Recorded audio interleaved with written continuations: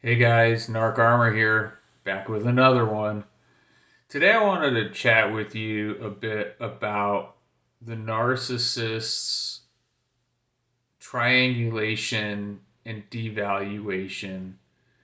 And generally speaking, the two tend to go hand in hand with one another. Typically when a narcissist is, out there grooming new supply, they're thinking about making a potential transition, right? Or a monkey branch, if you will, to somebody else, right? Because the reality is you had a shelf life with the narcissist. The narcissist typically has kind of a checklist of items that they want to go through, right, to be able to get what they want to extract from you, right? Whether it's monetary, financial, right, and just other resources that they can get from you to be able to kind of live the way that they want, paint and portray the type of image and lifestyle that they want to convey, right, to their flying monkeys and to, everybody who's kind of in and around them, right? And the reality is with the triangulation, they, since they're typically grooming multiple sources of other supply, and that they may have kind of their own harem or whatever you want to call it, right? They're just other people they're entertaining because, you're never alone in a relationship with a narcissist. That's just not how it works, right? They're constantly on the lookout for other sources of supply, to cheat on you with, and to really kind of do whatever it is that they want to do when and with whoever they want to do it behind your back.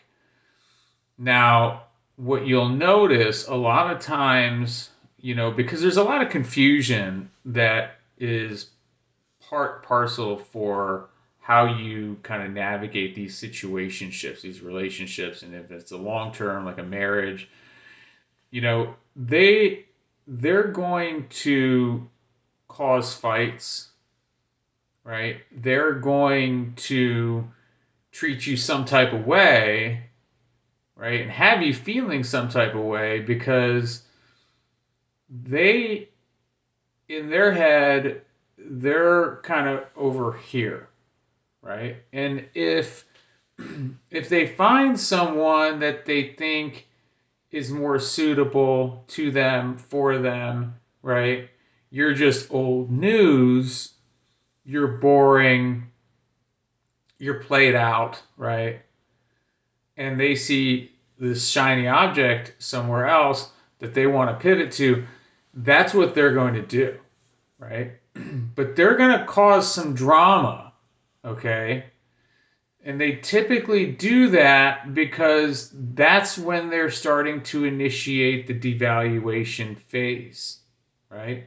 So over there, they're happy as a clam, but when they're back around you, you are essentially enemy number one. You are not someone that they, are holding in high regard any longer. Again, you have that shelf life, with the narcissist, and when that starts to kind of dwindle and run out, the chances are they've already gotten or are working on securing a new supply that would effectively take your place, as their primary source. And so you'll see a lot of arguments will start to happen. They'll start to argue with you. The big one is they argue with you and then they have to leave. They go out. They had other plans anyway. Well, that's, in their minds, they're kind of setting the stage already to migrate over to that new source of supply. This is all by design, guys. This is all by design. It's all premeditated. It's all stuff that they are already thinking about, plotting, planning, and scheming to, to really move in this other direction with this other person or persons, right? Now, what they'll also do is they'll get a lot of thrill out of this. So what I mean by that is, yes, sometimes there's going to be the fights, right? And sometimes what'll happen is, let's say that you're together and you're in and around, maybe if you're in a marital situation or you're married to them, maybe you're, in and around, their family, et cetera, extended family, that kind of thing. They'll start talking in a way that is not necessarily directly demeaning to you, but they'll give you kind of little put downs, right? Or they might say things like, make comments about how you're dressed, or just what they're trying to do is they're trying to kind of take jabs at you, right? And they want to kind of show that they're higher than you in respect of the relationship situationship, right? And so they're putting themselves up and they're knocking you down. And again, a lot of times that's because more than likely those flying monkeys, because the flying monkeys, they can be family, they can be friends, right? They're a variety of different types of relationships to the narcissist. Okay. And generally speaking, they know kind of what's going on, right? Or they have an inclination, and they're they're aware of what's transpiring.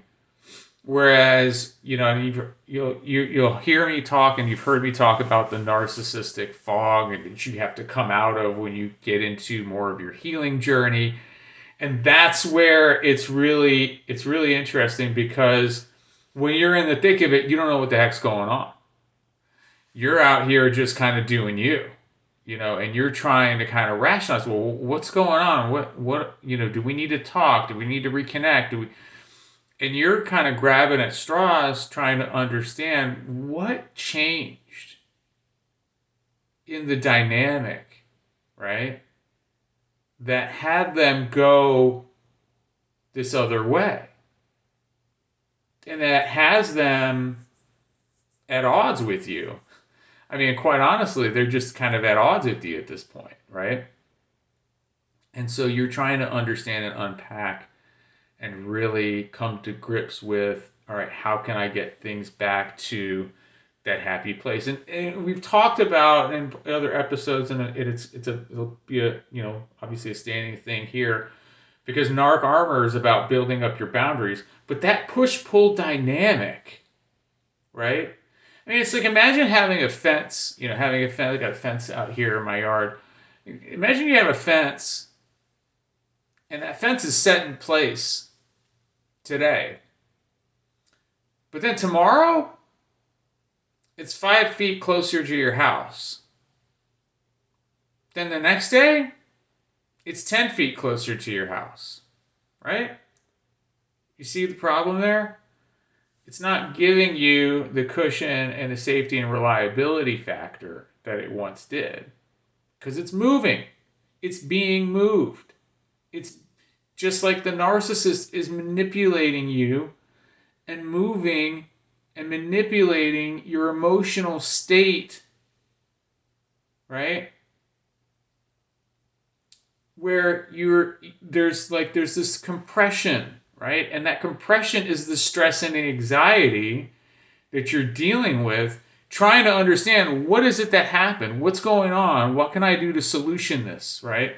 And chances are, if you're an empath, you are, you want to fix things, right? And you want to help people, and you want to do the right thing, and you want things to function, you know, as you would hope and wish them to be, right? And to really have that in a way where you can say, okay, I'm comfortable here now because I've been able to fix these things. But that's not what happens in this situation, right? So the devaluation is in full effect, right? The downgrading and the more direct put downs, right? The more direct disrespect. It accelerates as they are accelerating their path to transition to this other source of supply, right? They have to knock you down to build themselves up and to make them feel like they're the one that everybody wants. They're the center of their own universe because that's how they see things, through their ego and through their vanity, right? That they are the most important thing within their context of their universe. And of course, they're the best thing since sliced bread and everybody's going to chase after them, da da da da da, right? And, when you get past all of this and you have time to reflect, I'll tell you something that you don't realize when you're going through it at that point in time. Because again, the flying monkeys, everybody's kind of there. They're just kind of keeping you in this limbo, right? Well, all this other crap is happening, right? That you're really unaware of.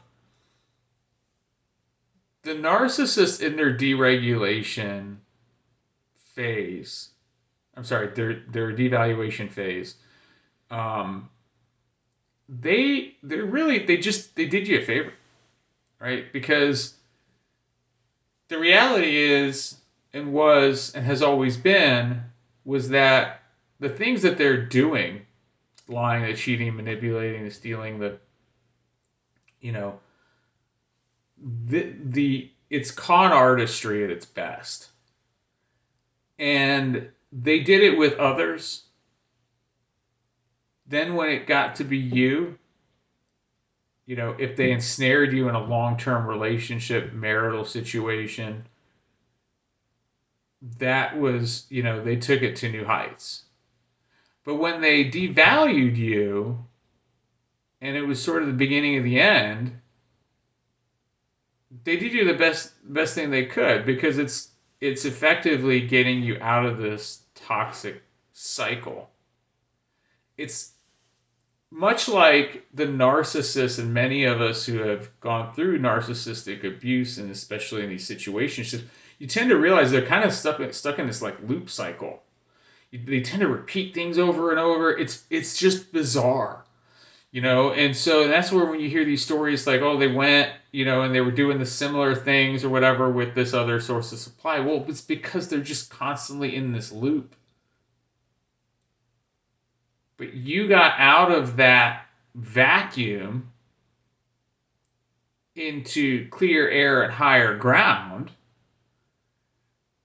right? And started to kind of build up your defenses and your armor and reestablishing your boundaries, reflecting on what really happened. And, and that triangulation that they were putting you through, right? Especially if they were making comments and being disrespectful and putting you down because they were pushing somebody else up. That's just the way that these mechanics work in the world of the narcissist. And so, the use for you, as it was has it effectively run its course, right? Leading to your freedom, right? Leading to you relaxing a bit and understanding more about what it was that you were dealing with, right? And processing your emotions and and getting to more of a peaceful, calm, you know, normal state of being, sifting through, because I know some of us have suffered through PTSD and things that when you go through this type of abuse cycle, you have to process through, right? That trauma, because you were trauma bonded to this individual, and this individual, right, took you way up and way down. I mean, just like a roller coaster, right? And had they not devalued you to the extent that they did, that got you off of that roller coaster, I mean, my God, that's a blessing, guys. It's a blessing, that because God got you off the roller coaster, right? Or your higher power, whatever you believe in. And, when you have time to kind of look back at all the ups and the downs and the twists and the turns and the flip flops and the sideways, things that happen during the course of that situationship, that devaluation, triangulation, disrespect, talk, and rhetoric, the things that they were throwing at you, you know, it it really kind of fulfilled the chapter, if you will. And look, I'm not downplaying it, guys. I mean, it wasn't easy for us to go through. But if you're out of it, if you're on your healing path, if you're early, midstream, or far along, either way, you're in a much better place than where you were. Realize that there's nothing else that you could have done to fix the situation. Realize that for some of us, we didn't know what we were contending with, even if we had had some of that exposure to these types of people and behaviors earlier in life. And, and now you're at a place where you can reflect, you can understand, and you can realize that, you've got your whole rest of your life and opportunity in front of you, to reshape, rebuild the way that you deem fit in more of hopefully a peaceful situation. And if you have to do things like co-parent or whatnot, obviously continue to do what you need to do to gray rock, right? And to make sure that you have your peace maintained and intact, and that you are, focusing on the things that make you happy and keep you focused on positivity, and, and going after the things that are important to you. Guys, I hope this video was helpful. Please like, share, comment, and subscribe. Enjoy doing these videos for you. I hope it helps you out there. Let's get this community going. It's just the beginning, and we're looking forward to a great 2025 within the Narc Armor community. And until next time, stay safe, be blessed, armor up, take care.